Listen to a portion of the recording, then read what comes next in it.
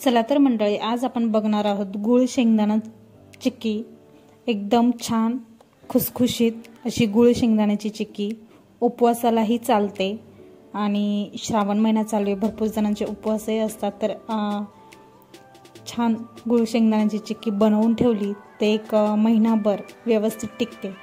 अशी खुसखुशीत होण्यासाठी भरपूर साऱ्या टिप्स आणि त्यासाठी व्हिडिओ शेवटपर्यंत नक्की बघा।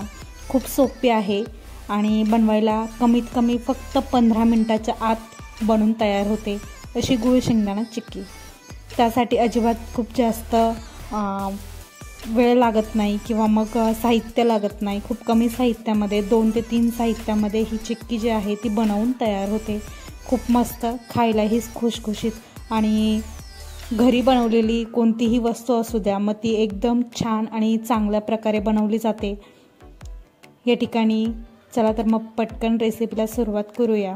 सर्वात आधी इथे अर्धा कप शेंगदाणे घेतलेले आहे। अर्धा कपासाठी सर्व जे मेजरमेंट आहे ते परफेक्ट आहे।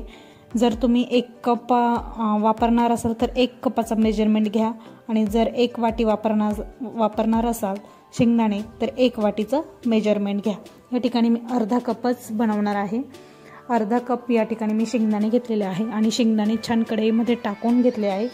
वरती तुम्ही बघू शकता शेंगदाण्यांना डाग पडायला लागले की समजायचं शेंगदाणे जे आहे ते आतपर्यंत व्यवस्थित भाजले गेलेले आहे। एकदम छान खरपूस वास येईपर्यंत आणि तडतड असा आवाज येईपर्यंत शेंगदाणे जे आहे कमी गॅसवरच मस्त खमंग भाजून घ्यायचे। खूप जास्त घाई गडबड करायची नाही। करण्याची प्रोसेस जर व्यवस्थित केली म्हणजे पाक बनवताना व्यवस्थित बनवला किंवा शेंगदाणे भाजण्याची प्रोसेस जी आहे ती व्यवस्थित केली तर प्रत्येक रेसिपी ही मस्त होते। या ठिकाणी शेंगदाणे जे आहे भाजून झाल्यानंतर डिशमध्ये काढून थंड करून घेतलेला आहे। एक 5-1 मिनिटं थंड झाल्यानंतर त्याची जी वरची साल आहे तशी व्यवस्थित हातावरची क्रश करायची, व्यवस्थित चोळून घ्यायचे आणि मग त्याचं साल जे आहे ते आपोआप निघलं जातं आणि शेंगदाणे जे आहे जे चिपकलेले असतील तर आपण त्याच्या पाकळ्या ज्या आहे त्या मोकळ्या करून घेणार आहोत। या ठिकाणी सर्व शेंगदाणे व्यवस्थित मोकळे करून घेतलेले आहेत, पाकळ्या पण करून घेतलेल्या आहेत आणि शेंगदाणे जे आहे त्याची साल बाहेर काढण्यासाठी ही ट्रिक वापरते मी। या ठिकाणी झाऱ्यामध्ये टाकून एकदम मस्त सर्व जी तलफरं आहे ती खाली जातात आणि शेंगदाणे वरती राहतात, त्यामुळे जास्त तामझाम होत नाही किंवा खूप फारसा वेळ लागत नाही। 1-2 मिनिटात व्यवस्थित छान सर्व शेंगदाणे आणि पाकळ्या मोकळ्या होऊन जातात। या ठिकाणी तुम्ही बघू शकता तुपाचं मी गिट्सचं तूप वापरते, तुम्ही कोणतं वापरता मला कमेंटमध्ये नक्की सांगा।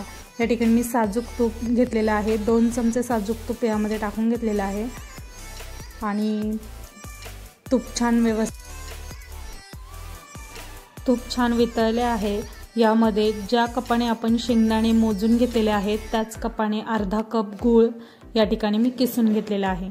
गूळ किसून घेतलेला आहे आणि तो तुपामध्ये छान फ्राय करून घेऊया। त्याला उष्णता मिळाली की तो आपोआप मेल्ट होईल आणि या ठिकाणी वरतून असं प्रेस केलं तर खूप पटकन जी आहे प्रोसेस ती पटकन होते। या ठिकाणी सर्व गूळ जो आहे एकदम छान या ठिकाणी वितळला गेलेला आहे, तुम्ही बघू शकता त्याचा पाक तयार झालेला आहे। वरती बबल्स येईपर्यंत एकदम व्यवस्थित वितळून घ्यायचा। कमीत कमी 5 ते 6 मिनिटे परफेक्ट या पाक बनवण्यासाठी लागतात। खूप जास्त वेळ नाही लागत आणि यापेक्षा कमीही वेळ लागत नाही। या ठिकाणी डिशमध्ये टाकून घेऊया। डिशमध्ये पाक चेक करताना ह्या ज्या आहे मी सांगितलेल्या ह्या महत्त्वाच्या गोष्टी आहे आणि ह्याच टिप्स आहे। या ठिकाणी पाक मी चेक करून घेते, पण पाकाची जी गोळी आहे ती मऊसूत लागते हाताला, तर या ठिकाणी अजून 1 ते 2 मिनिटं पाक जो आहे आपल्याला शिजवून घ्यायचा आहे। पाकाची जी आहे ना ती गोळी तयार होऊन कडक झाली पाहिजे। या ठिकाणी अजून 1 मिनिट पाक छान परतवून घेतलेला आहे आणि पुन्हा एकदा आपण जो आहे पाण्यात टाकून बघूया। या ठिकाणी पुन्हा एकदा पाक जो आहे डिशमध्ये टाकून बघूया। ती गोळी जी आहे हाताला न चिपकता आणि लुसलुशीत किंवा मऊ न वाटता डायरेक्ट टाकल्यानंतर कडक वाटली पाहिजे। या ठिकाणी असा जर पाक झाला तर समजायचं या स्टेजला गॅस जो आहे आपल्याला एकदम कमी ठेवायचा आहे आणि पाक जो आहे आपला एकदम परफेक्ट तयार झालेला आहे। या ठिकाणी तुम्ही बघू शकता वरतून जर असा गूळ सोडला ना टणकन असा आवाज येतो। या ठिकाणी पाक जो आहे आपला एकदम परफेक्ट तयार झालेला आहे। गॅस कमीच ठेवायचा आहे पूर्ण प्रोसेसमध्ये। या ठिकाणी वरतून जे शेंगदाणे घेतलेले आहे आपण ते टाकून घेतलेले आहे आणि पुन्हा एकदा व्यवस्थित मिक्स करून घेऊया। 1 मिनिटभर छान व्यवस्थित मिक्स झाल्यानंतर मग मी खाली पाट घेतलेला आहे। तुम्ही काहीही घेऊ शकता, ताट घेऊ शकता किंवा पाट घेऊ शकता। ताट जर घेणार असाल तर त्याला तेल किंवा तूप तुम्ही थोडंसं लावून घ्यायचं आहे, म्हणजे खाली जे आहे थंड झाल्यानंतर पण चिपकून राहणार नाही।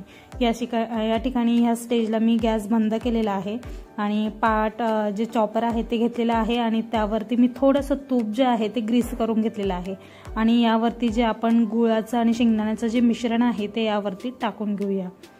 याआधीही मी उपवासासाठी भरपूर अशा रेसिपीज अपलोड केलेल्या आहे।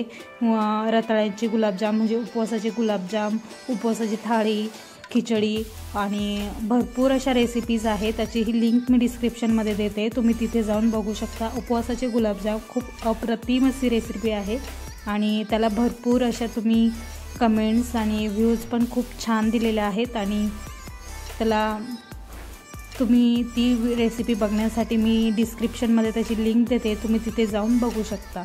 या ठिकाणी बघू शकता सर्व व्यवस्थित जे मिश्रण आहे असं छान पसरवून घेतलेलं आहे आणि पसरवून झाल्यानंतर वरतून जे आहे आपलं लाटणं जे असतं त्याच्याने छान फिरवून घेऊया। एक सारखं असं जी लेअर आहे त्याची एक सारखी पातळ अशी होते, खूप जास्त पातळ नाही किंवा खूप जास्त जाड या ठिकाणी लेअर ठेवायची नाही आहे। एकदम मस्त एकसारखं जे आहे ना मिश्रण छान सर्व ठिकाणी जाडी आणि चिक्कीची जी रुंदी जाडी जी आहे ना ती एकदम परफेक्ट होईल अशी ठेवायची आहे। खूप जास्त पातळ लाटून घ्यायचं नाही, म्हणजे निघताना पण चिक्की एकदम व्यवस्थित निघेल। या ठिकाणी तुम्ही बघू शकता छान लाटून घेतलं आहे। आता थोडंसं मी ओलसर आहे, अजून चिक्कीचं जे मिश्रण आहे ते ओलसर आहे, त्यामुळे थोडासा आकार जो आहे तो हाताने देऊन घेते, म्हणजे कापण्यासाठी आपल्याला सोयीस्कर जाईल। या ठिकाणी जो हाताने थोडंसं असं सरकवून घेते आणि चौकोनी असा आकार त्याला देऊन घेते। खूप मस्त छान आणि झटपट तयार होते ही रेसिपी। या ठिकाणी बघू शकता एकदम व्यवस्थित जो आकार आहे ना, गरम असलं ना मिश्रण खूप पटकन आकार दिला जातो। या ठिकाणी मस्त असा आकार जो आहे तो दिला गेलेला आहे। 1-2 मिनिटं व्यवस्थित थोडीशी थंड होऊन द्यायची। 3-4 मिनिटानंतर थंड झाली की थोडीशी गरम असते तेव्हाच नॉर्मल गरम जेव्हा असते ना चिक्की तेव्हाच त्याचे काप जे आहे चाकू थोडा घेताना मोठा घ्या, म्हणजे तिथपर्यंत जाईल असा। आणि एकदाच जर ठेवला ना पटकन असे त्याचे काप तयार होतील। तुम्हाला आवडेल तसे तुम्ही त्याचे काप करून घ्यायचे, कारण खूप जास्त थंड झाल्यानंतर काप करता येत नाही, त्यामुळे थोडीशी गरम असताना कोमट असताना असे जे काप आहे चिक्कीच्या आकाराचे तुम्ही चिक्की कट करून घ्यायची आहे।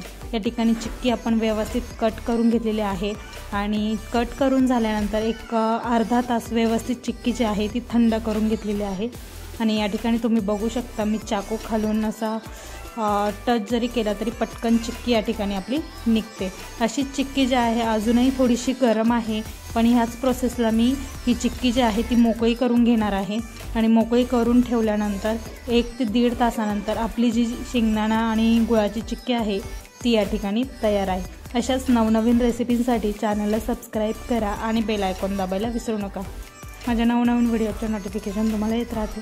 मस्त खा, स्वस्त राहा, बाय बाय।